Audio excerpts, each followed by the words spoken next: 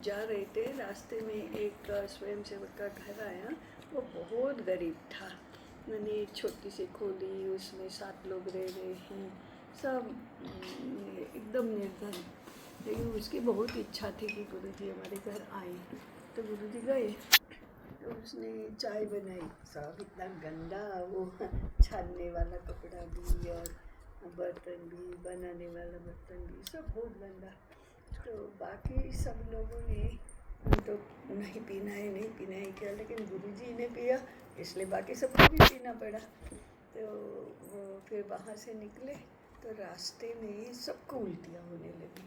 चाय ऐसी पी थी इसलिए, गुरुजी को नहीं हुई।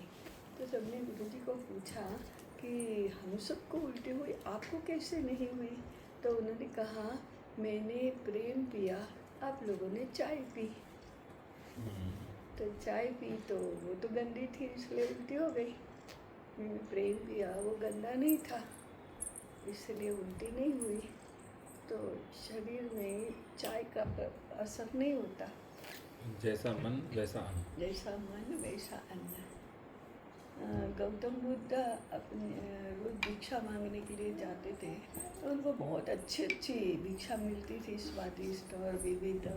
तो शिष्यों को लगा कि ये अच्छा है, ऐसी भिक्षा हम भी मांगेंगे। तो रोज रोज नया नया कुछ खाने को मिलेगा।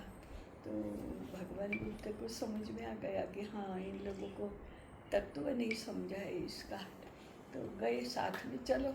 तो शिष्यों को लगा कि अच्छा अच्छा भोजन मिलेगा। 3 घरों में तो मिला, ऐसे घर में। फिर वे एक लोहार की दुकान में गए और वहाँ वो लोहे का रस हो रहा था गरम। तो भिक्षा मांगी तो वो लोहार ने वो रस ही दे दिया प्याले में, लोहे का रस। वो पी गए।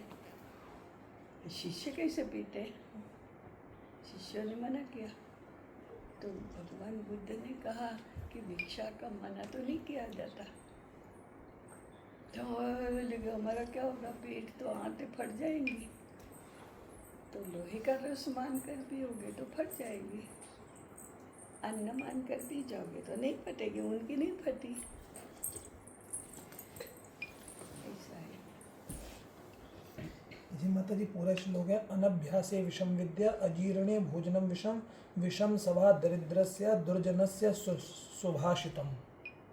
दुर्जनस्य सुभाषितम। और अभ्यास सभा क्या?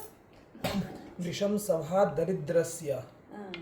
अभ्यास के बिना विद्या विषय है, अजीर्ण में भोजन विषय, दरिद्र के लिए सभा विषय और दुर्जन के लिए मधुर वचन विषय।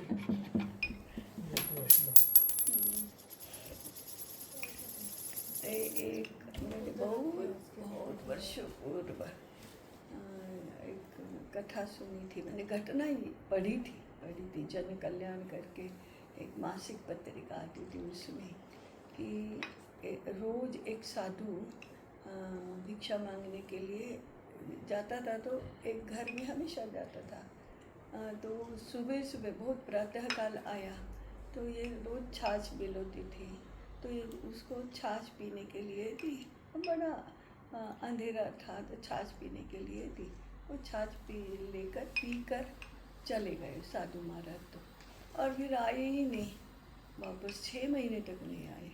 अब इधर क्या हुआ था कि प्रकाश हुआ, उजाला हुआ, तो उस वृद्धा ने देखा कि छाछ में तो एक सांप बिलोया गया था।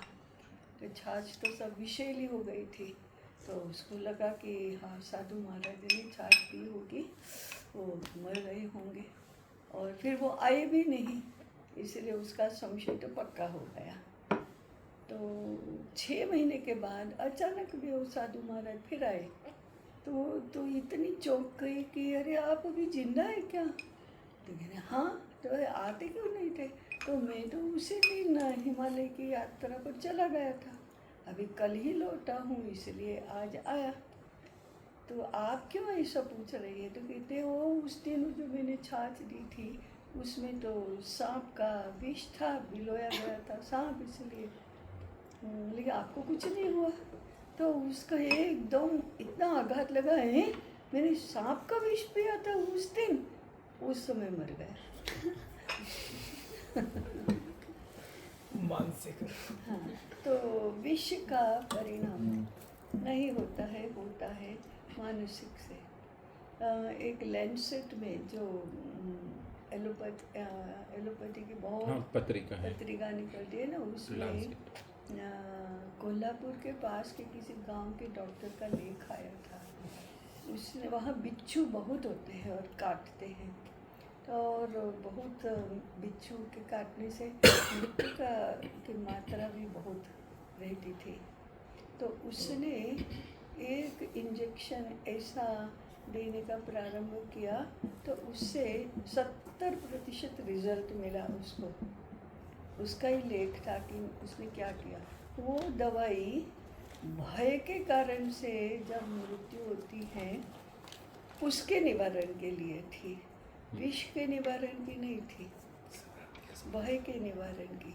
तो भय से बच जाते थे और उनको लगता था कि मुझे दवाई मिल गई है, अब मैं बच जाऊँगा, मरने का भय नहीं है, तो वो नहीं मरते थे।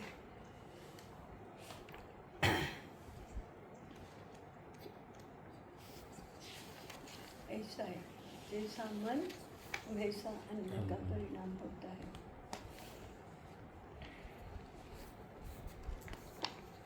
इसलिए वो कहते थे कि खाने के बाद चिंता मत करो कि ये खाया है तो मेरे पेट में दर्द होगा, ये खाया है तो मुझे मेरे विचार तामसी हो जाएंगे, तो वे निश्चित होंगे। परंतु भूलना सरल नहीं होता है, याद तो रहता ही है।